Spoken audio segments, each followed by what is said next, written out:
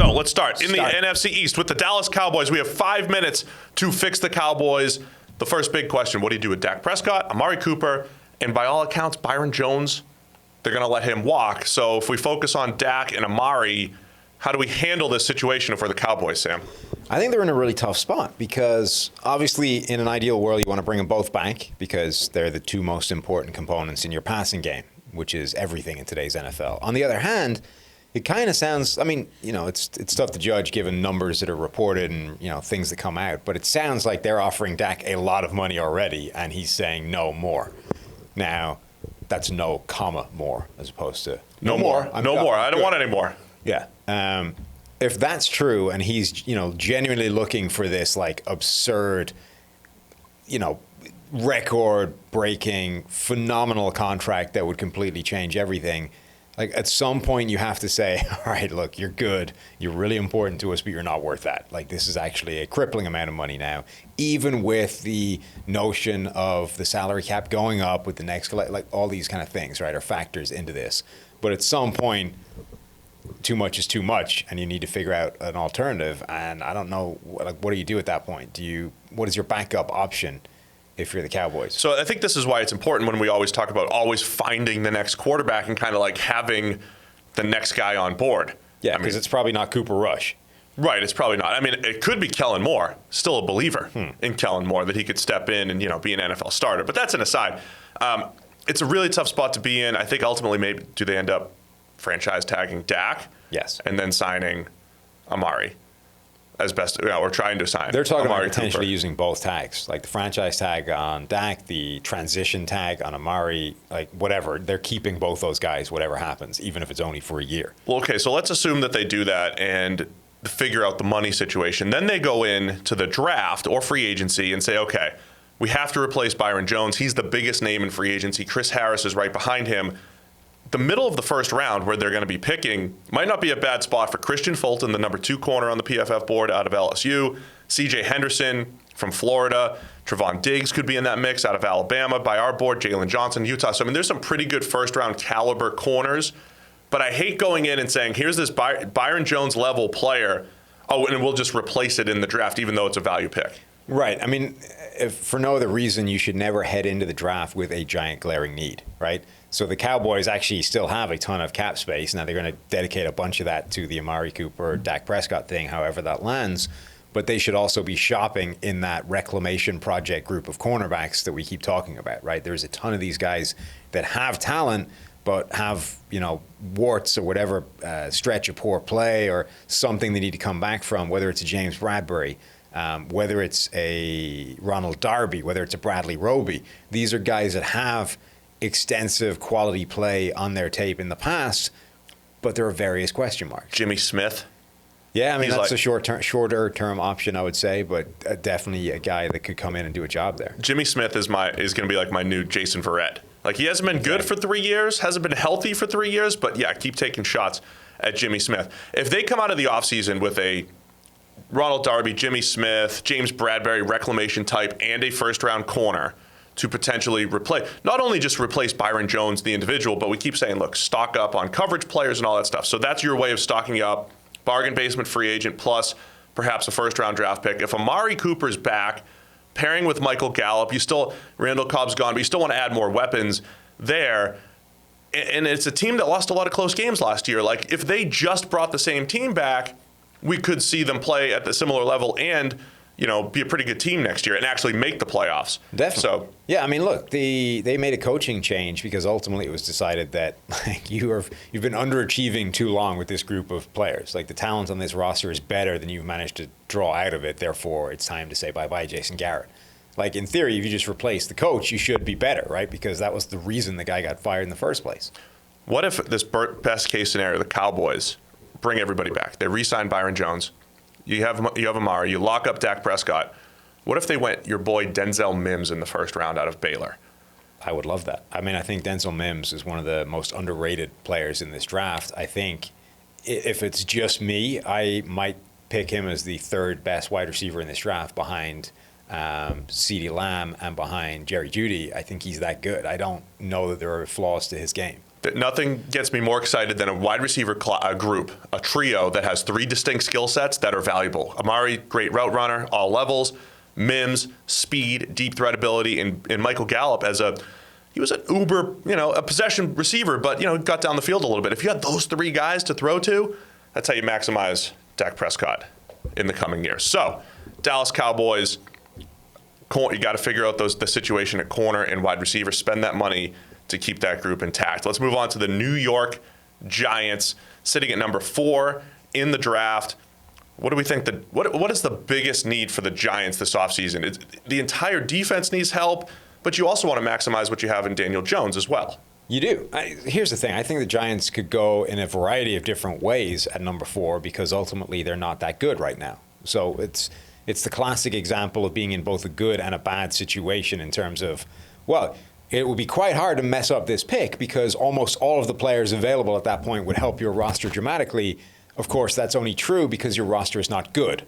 Right. So, take your pick how you want to look at that. But I think it's a good thing, ultimately, because when you get to that point in the draft, you just want to draft the best player available, in theory, and hope that he's an immediate addition or upgrade on your roster, and it will be for the Giants. Best player available is like a whole podcast in itself. Right, but whether it's tackle, whether it's one of the top tackles, whether it's maybe Chase Young makes it to 4, right? Maybe they take the best receiver on the board. Whatever it is they decide to do, it should be a dramatic impact player for this roster. No matter what, though, trading down, I think, is still the best option for them. I mean, this is consistent across the board for a lot of teams, but when you have that many holes at valuable positions, if the Giants can trade down and say, look, the difference between whoever your top tackle is on your board, whether it's Andrew Thomas, Tristan Wirfs, Mekhi Becton, like if they roll out with Mekhi Becton at 4, just, the big freak who can run fast and all that stuff, I'm not that excited about it. If they could have traded down and gotten, say, whoever the next tackle is on the board and another valuable draft pick, because they just have so many holes. It's a good place, I think, to attack receiver this offseason, maybe on the turn. When it gets into the second round area, there'll be some receivers that fall, and I like the idea of getting, a tackle in the first round and all that stuff, but they just have so many holes defensively. What about Isaiah Simmons?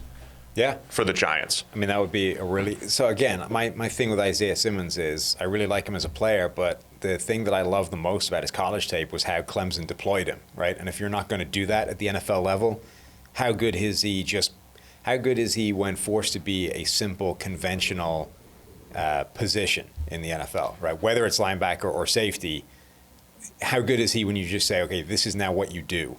We're not using you as a joker on defense. We're using you as a weak side linebacker or as a strong safety. Now, what are you? So I liked the way our friend Matt Bowen described him at ESPN, which was like cover 3 safety, something we said a couple weeks ago, and then nickel dime linebacker. I think that is the deployment that is great because you have him playing around the line of scrimmage on early downs, but with some flexibility. You're going to play short, intermediate, deep zones. You're going to play a little bit of man coverage. And then in nickel and dime packages, you officially become defensive weapon. You're a blitzer. You're spying the quarterback. It is a game plan oriented style that would bring a ton of value to that Giants defense. Edge rush or pass rush in general for the Giants has been an issue since JPP and Olivier Vernon have been gone. Marcus Golden had the 10 sacks, but still not an efficient down-to-down pass rusher. So I think their best case scenario is waiting on Chase Young. We've debated this internally at PFF quite a bit. If they could get a Chase Young, that'd be outstanding. But if they don't, they're going to have to try to find edge rush second, third round, or in free agency. Should they go the Jadeveon Clowney, Shaq Barrett, big name free agent route, they have a ton of cap space compared to the rest of the league. They do, but as we talked before, every one of these free agents has some kind of red flag attached to them. Now, granted, there are some whose red flag is simply they're not worth the contract you would need to give them. And if you determine that, well, they've got a ton of cap space, they need all these positions to be fixed, maybe they are a team that can overpay, knowing just for the security of getting a good player. So look, Jadeveon Clowney essentially wants to be the best paid edge rusher in the NFL. He's not even close to being worth the best paid edge rusher in the NFL level, but he's good and consistently good. So are the Giants a team that has the flexibility and the freedom to be able to say, well, let's just pay him what he wants because we know he'll solve that problem for us, even if in abstract terms he's not worth that dollar figure, we have the ability to overpay. are they the team that ends up, because we keep saying don't overpay, so then it's like, all right, what's the second wave? Does Dante Fowler ever come cheap? No, I don't think Shaq Lawson, is anybody going to come cheap? Is there a second wave where it's like, I'm looking through our list, you take a shot on an Everson Griffin for a year? Right. Like, there's no Adrian Claiborne. Like, you really are stitching it together with guys who are just okay. Yeah, and I don't think any of them are going to be bargains. That's the concern I have with this free agent edge rusher group. Is I don't see the cheap second option that gives you 80% of what the top guys are going to get. I think the guys that give you 80% of what the top guys are going to get they're going to get the same overpaid money, and I don't want any part of that either. The only one that I might be vaguely intrigued by is Eric Armstead, and I don't know what kind of contract he's going to snag. But if he is in any way, significantly cheaper than a Jadeveon Clowney, that's the one that I would be intrigued about jumping on. Wrapping it up with the Giants, though, rumors about Leonard Williams being franchise tagged.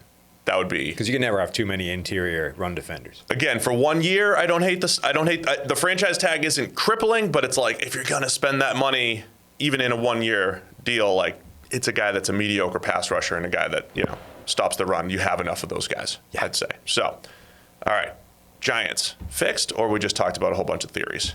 They're not fixed, but they're as well as we could do in the time. As well as we possibly could do. Washington Redskins next up on the clock. I think their initial question starts at number 2 overall. Are you in the Tua sweepstakes? Are you rolling with Dwayne Haskins? What are the positives and negatives in your mind with both? Well, the positives with drafting Tua are you double your chances that one of the 2 quarterbacks you now have has a chance to be a franchise quarterback. The negatives, I think, are neither of them are happy about that situation, and you cause all kinds of problems. I think I quite liked Dwayne Haskins as a prospect when he came out. I think he showed some nice stuff down the stretch last year. I would give him another shot. If he stinks next year and you don't have the franchise quarterback, you're going to be back drafting one the following season anyway, so it doesn't really change anything. I think you take so the good thing about Tua being cleared medically at the combine by all reports, to me, is that it puts number 2 back in play for trades, right? Because now it's like, okay, he is the 1A to Joe Burrow's, or 1B to Joe Burrow's 1A. He's a top quarterback prospect. He's right up there at the number 2 overall value. So Washington can start dealing. And they put out these ideas of, hey, we just take the best player. We bring him in, we compete. All the stuff they've been already sowing in terms of, hey, we'll do that. This is not Dwayne Haskins' job. We'll give him competition. So now they're setting a market so they can trade the hell out of that spot and accumulate picks. So let's say they're going to roll with Haskins, right? And our guy Timo wrote a great piece on this a few weeks ago. Now let's stack up. Okay, you're going with Haskins. You're not going with Tua. Internally, you know this, but you've built a market for him. Now, do you go with the sure thing, Chase Young, or do you take advantage of the market that you've created for QB1B, as you said, and trade down, and you pick up 2 or 3 extra second rounders? I mean, so you're really stacking up. Haskins, okay, he's locked in. So it's Haskins plus Chase Young, or Haskins plus, say, 10 overall, and say 2 more first round picks. So you're weighing 8, the 10th overall pick, say, just making up a number, 10th overall pick, 2 more first rounders versus Chase Young. Give me the extra first rounders. Always, right? Yeah. You always have to do that. And it's really tough because a lot of people are like, I evaluated this guy. He's a 9 on the scouting system. Out of 9, he's a 9. I can't pass up a 9. But when you think about, like, if the Giants did that a couple years ago, instead of drafting Saquon Barkley at 2 and traded down and picked up 3 other players, we wouldn't be sitting there saying, man, they've got holes everywhere. Yeah, so there's definitely value to the idea that he could be a superstar. And even if you want to assign value to the idea of we are more confident that he is a superstar than any of these other guys. Not just that he will be better, but that we're more confident that he is at this level compared to anybody else. Those 2 things are both worth a certain value, but the impact and the value that a single edge rusher can have in terms of winning games is small enough that extra value of how certain you are and how good you think he will be is not worth passing up the chance to draft another wide receiver in the first round or another cornerback in the first round. Like, in isolation, either one of those players could be worth more than Chase Young, even if they're not as good as a player. because they play more valuable positions. Yeah, so always take the extra picks. And here's the bottom line. If the Redskins had to choose between Chase Young and a Hall of Fame career, even if you knew he was going to be a Hall of Famer, and you had to choose between him versus, say, a starting tackle and 2 cornerbacks, even with the uncertainty around those positions, from a what's better for the team standpoint, the tackle and 2 corners are better for your team building, even if you knew that he was going to be a Hall of Famer, even if you could lock in that he was going to be Lawrence Taylor. Even if you limit it to one player, like if he is a perennial all-pro edge rusher, right? But the guy you get at cornerback with one of your other picks is a Pro Bowler, right? If he's a Pro Bowl cornerback, he's worth more than your all-pro edge rusher. He makes a bigger impact on your team. Same with a wide receiver. If he is a Pro Bowl level wide receiver, not even all-pro, if he's a Pro Bowl level wide receiver, he is making a bigger impact in your ability to win games than the all-pro edge rusher is. And you have 2 more picks in the first round to play with. Even if you screw both of them up, it makes more sense. Okay, so overall, I would lean into potentially drafting Tua. If they don't, I would trade down over Chase Young. From a free agent standpoint, it sounds like they might be all in on Jack Conklin at right tackle. A little risky for like the reported $18 million per year for him, but you got to get back to mediocre on that offensive line as well. And then if they end up having to trade Trent Williams, there could be some good draft capital coming out of there. What else do you need to do offensively to make life easier for Haskins? They need more receivers. Terry McLaurin was a fantastic surprise a season ago, but he's basically the only guy there. He was the number 1 receiver from the get-go, and from the get-go, Steve, and nobody else was there to take advantage of that. So you need to add more weapons there. The other reason the Redskins really need to trade down is not having a second-round pick. Not having a pick at like 34, right? That's a very valuable pick that they're missing right now because of the Montez Sweat trade, I believe, right, last year, trading up for him. So something that they could really resolve by trading down out of 2 if they don't take Tua. All right, wrapping up the NFC East, the Philadelphia Eagles. Let me just say this. For all you fans that are reading every single mock draft right now, and your only comment is, we don't need that position. We don't need it right now. What did the Eagles not need a year ago? You could get Eaglesed. Yeah. What did they not? What if you mocked them a wide receiver or a corner last year? It was like, you idiots. We don't need that. We already have all of that. Needs change, not just annually. They change almost daily in the NFL due to injuries and just foresight that eventually maybe the guy that you think is good won't be good anymore, or he'll get hurt, or whatever it is. The Eagles have the same holes that they had a few years ago when they were trying to rebuild and get to the Super Bowl, which they ended up doing. There's almost no scenario where what you already have should be preventing you from taking somebody, right? If it's a good player at a valuable position. The only possible change to that to me is quarterback, where I think the dynamics of play there are slightly different. But in terms of... You're so soft with that. In terms of any other position, you can get guys on the field, right? Even if you're loaded and you just have an absurd rotation, right? The Eagles have proven time and time again, you can go 7 guys deep on the defensive front in terms of pressure getters. You can stack the interior with edge rushers if that's where you're strong. You can do a lot of things to get those guys on the field. And the way the NFL works, there's such turnover. So even if you're strong now, you're not going to be strong next year when 3 of them hit free agency. Keep reloading. Don't allow yourself to be hamstrung in a year's time because you were really strong a season before that. So there's no scenario where you should be concerned about that. And as you said, the other factor is that 4 guys could get hurt, and then what are you going to do? Now, you can't really legislate for that. That's just a freak occurrence that happens every now and again. But you would be in a better spot if you do that kind of thing. So the Eagles corner depth chart, other than so Ronald Darby and Jalen Mills are both free agents, but the actual names that are there this year aren't that much different than they were last year. Avonte Maddox, Jalen Mills, Ronald Darby, yeah, they're both free now. Rasul Douglas.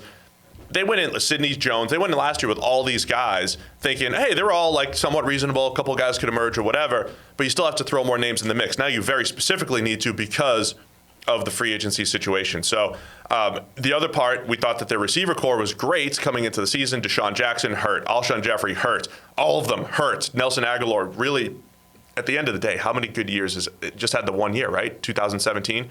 for Aguilar. He's now ready to hit free agency. They did draft J.J. Arcega-Whiteside last year. I'm not doing that. Arcega-Whiteside out of Stanford last year.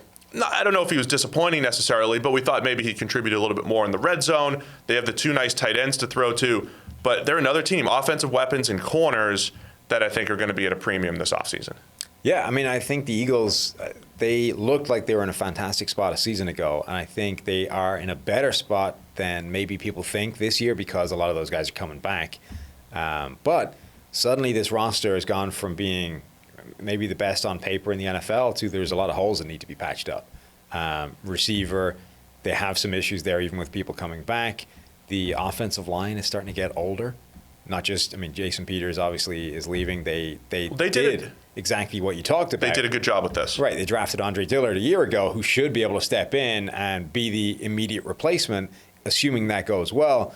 But other guys on that offensive line are getting up in years as well. They need to start thinking about the future there. And then the defense, cornerback is a major problem now, even with everybody healthy. And the defensive front, which was so dominant, is starting to get barer. So I think there's a lot of places they can go.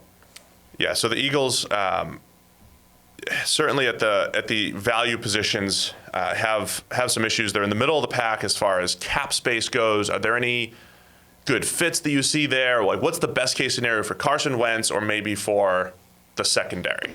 Yeah, I mean, again, so receiver I just don't think is a great group in free agency.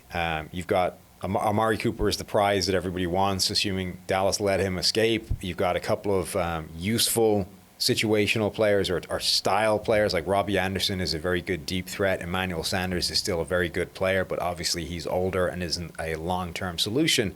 After that, like, there's no one there that you want to break the door down for, even as a great value signing later on. Like, you're not sure. There's a few people who, okay, I might take a punt on this guy for a year, but I'm not confident in it. Cornerback is kind of, it's as we talked about, it's like this giant reclamation yard, right? There's a lot of ability in there, but almost none of which you're confident in.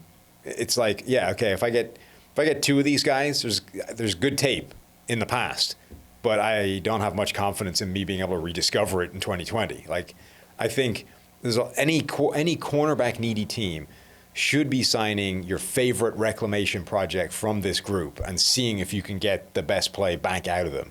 But it shouldn't be your only plan. So from a draft standpoint, they love to draft linemen, right? I like that they got Andre Dillard last year. They love to draft defensive linemen. The D-line and the pressure, as you mentioned, has been a strength for years, but Brandon Graham's getting up in age. Derek Barnett, has he disappointed just a little bit? He's heading into year 4. That might be another place where they try to replenish. It's not a great edge class. I do think they're another team, though, middle of the first, wide receiver corner. The value will match up. I'll throw another name in the mix. Xavier McKinney, safety out of Alabama. Mike Renner's comp in the draft guide, which is fantastic, by the way, PFF.com. His comp was Malcolm Jenkins, which I love as a comp. Like, the dude can cover, versatile safety, cover the slot. It's not the most exciting pick in the first round, given all these other needs, but I could see him fitting in pretty well there. Great news for the Eagles, though, is that they're going to get some addition by subtraction and finally getting shot of Jalen Mills in free agency, assuming they don't bring him back. Why do you hate Jalen Mills so much? Because he's bad, and they keep playing him. Yeah. The end. That's it. What more do you want? You want to get rid of me and get back to more great PFF YouTube content? All you have to do is push that button right there and subscribe. Thanks for watching.